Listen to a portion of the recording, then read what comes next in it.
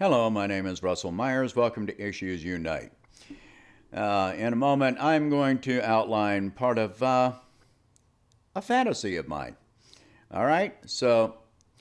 Um, with the oil wars that are going on between the United States and other oil producing countries that have resulted in the decline of oil, um, one thing that has happened is that Saudi Arabia has increased the price of the oil that they are selling to the United States while maintaining a much lower price for other countries, especially Europe and possibly China and so forth. Now, in spite of the, let's see, all right. Now, um, oil lobbyists are trying to, in the United States, are trying to influence Trump to impose tariffs on imported oil on top of this. Okay, fine. Um, this is part of what made Saudi Arabia increase the price of their oil. Okay, fine. That's meeting some of the desire that Trump actually said he may do of imposing a tariff. Well, if their oil is going to sell at a higher price when they're already selling at a loss, well, why not increase the price and so that they make up a little bit more of the difference? But if Trump decides to go ahead and impose tariffs on imported oil, well, that means that, let's say that the price of Saudi oil starts to exceed domestically produced oil. Now, West Texas oil producers have already seen a decline, and the Texas Railroad Commission that oversees oil production in Texas is trying to negotiate a 20% decline in Texas oil production. Well, if you look at this, that would, on top of the 9.7 OPEC plus decline in oil production that they negotiated, then if you add up a 20% decline from Texas oil production, we're still looking at, an overage. There's more oil being produced globally than the demand. And American oil storage is very quickly reaching its capacity. It's estimated by May or June, some oil storage may be completely at capacity. Once that happens, then in those areas, oil production comes to a screeching halt. All right, but let's say that different things, the tariffs and so forth happen so that we're not importing any more oil. A lot of people say, oh, this is great. That means that we have oil or energy independence. There's one problem with this. See, if we're not importing any oil from Saudi Arabia, that collapses the petrodollar agreement with Saudi Arabia and OPEC nations, which is the basis for the petrodollar system, which is what supports the value of the dollar in international trade. If domestic producers are only producing enough for domestic supply, well,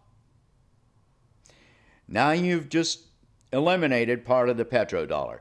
The other part of the petrodollar is are weapons sales to Saudi Arabia.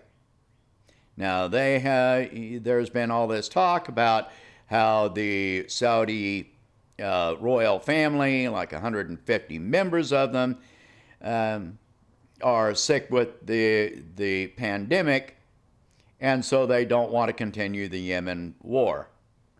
I contend it's not because of that. They're not personally fighting the war, okay?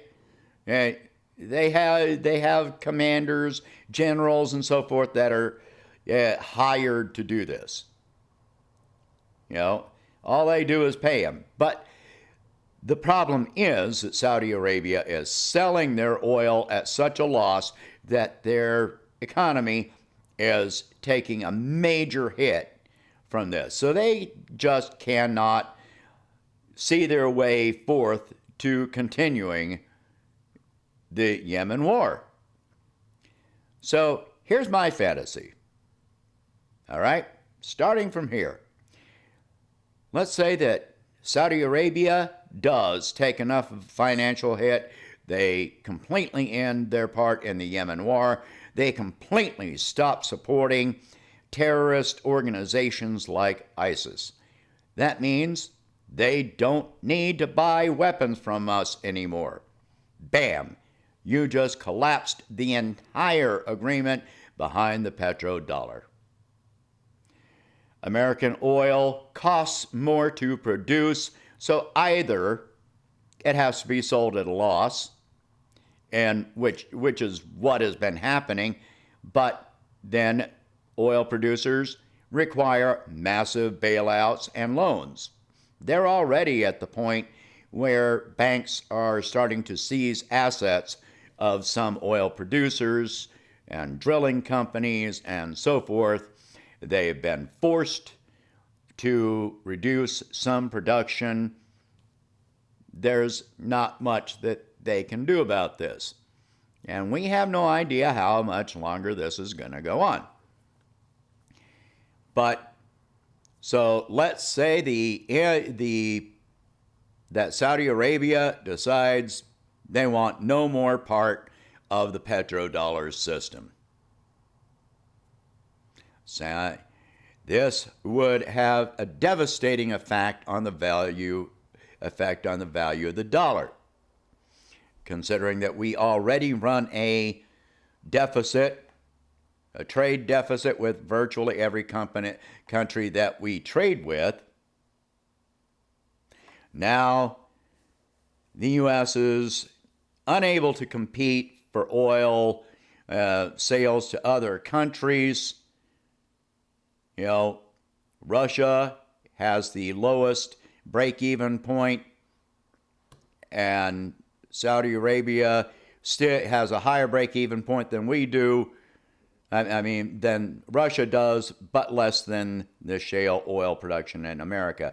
So now you've got a collapse of the petrodollar system. What does that do? That devalues the dollar. Now, weapons sales. No more weapons sales. That causes weapons manufacturers to wind up having to shut their businesses down. Except for the ones that are producing for our military, not for external sales. They have to shut down. They have to reduce the production. They have to lay off workers, and their stock basically collapses because they're not doing anything that's actually a profit anymore.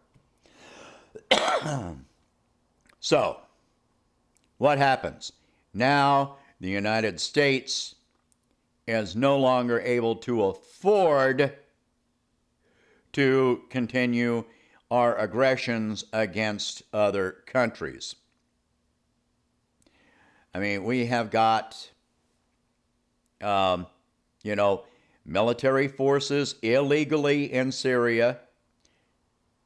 We've still got people in Iraq after they told us to leave, which makes it an illegal military occupation. Well, if Saudi Arabia doesn't need our weapons or our military services because they're no longer at war with anyone, well, who's to say that they won't tell us to get out too? And this is my fantasy. This is what I am hoping for.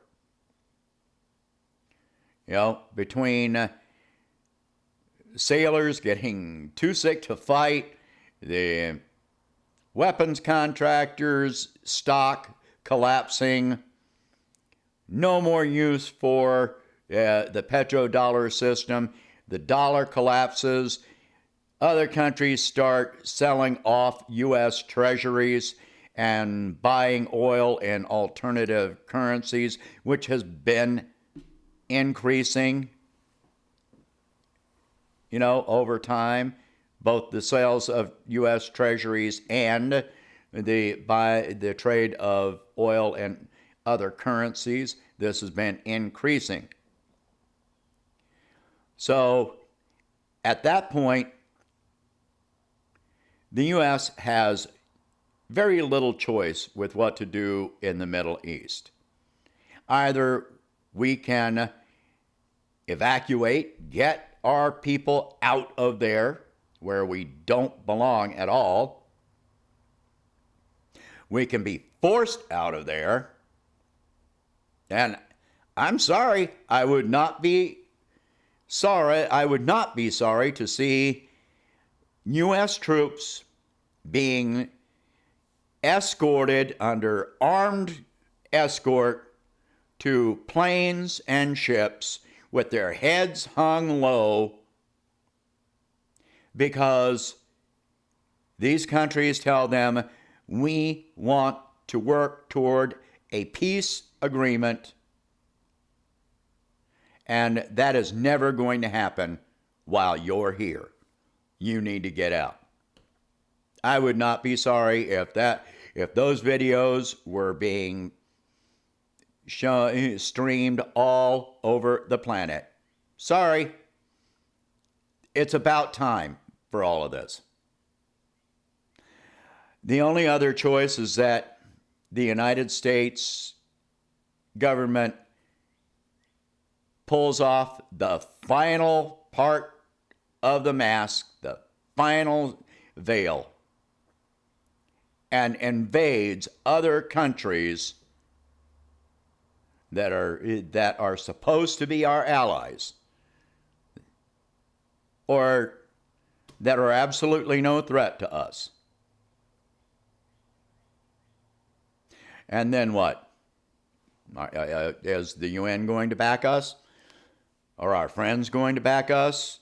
At that point, we can't borrow money anymore. We can keep printing, but it's monopoly money at that point. At that point, the United States is experiencing, because of the collapse of the petrodollar, then we're experiencing hyperinflation, double and triple digit inflation. So I want to see all the warmongers here take another look at how much this is costing us, at how much they're suffering, at $770 billion that's being spent on warfare that's not doing any good. Meanwhile, they are unable to meet their rent, unable to buy food, the store shelves are empty, and they don't know how they're going to survive. Well, until we change our ways, this is where we're headed, and it's the only way that this was going to happen. As long as war and plundering the resources of other nations was still, profitable for a select few, this was going to continue. And too many Americans were unaware, unwilling to be aware, or actually supported this. So It's time for this to happen. And I'm not sorry to see it. I'm sorry it took this much to get here. But, you know, this has to happen. That's my fantasy, that we finally end all of our wars and we start taking care of our own people. That we start making more diplomatic efforts to make friends with other nations rather than be a threat to everyone. It may be a fantasy, but it's entirely plausible. And I'm really hoping it happens in the very near future. All right, this is it for this one for today. If you can, please donate $1 a month. I know that's pretty rough on a lot of people right now. But if you can, donate $1 a month to help me expand the channel. And no matter what, put these ideas out there. Share this video. Discuss these ideas. You know, that's the whole point I'm trying to build on. You know, it's not about money. It's about spreading ideas. All right, that's it. I hope you have a good day.